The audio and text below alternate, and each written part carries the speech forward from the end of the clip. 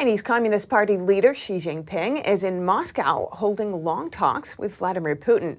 But the U.S. calls China's so-called peace plan unacceptable and says Xi is trying to cover Russia's crimes. NTD's Iris Tao has more from the White House. And calling each other a dear friend, Russian President Vladimir Putin and China's Xi Jinping met in Moscow on Monday for a 4.5-hour-long talk. Xi tells Putin that Russia and China share similar goals while expressing support for Putin to be re-elected. Russia's development has significantly improved under your leadership. And Putin, meanwhile, says Moscow is studying Beijing's proposals on the war in Ukraine. We studied closely your proposals on the settlement of the acute crisis in Ukraine.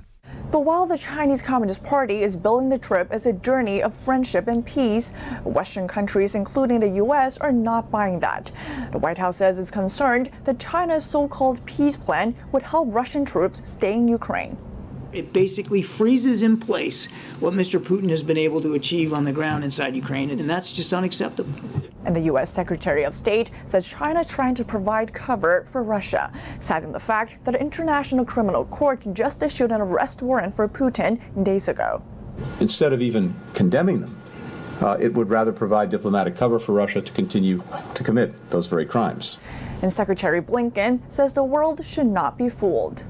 The world should not be fooled by any tactical move by Russia, supported by China or any other country, to freeze the war on its own terms. All this as the U.S. is closely watching if China could send weapons to Russia. We still don't believe that China's taken it off the table. And on U.S.-China relations, the White House tells us that Beijing is still refusing to resume military lines of communications with the U.S.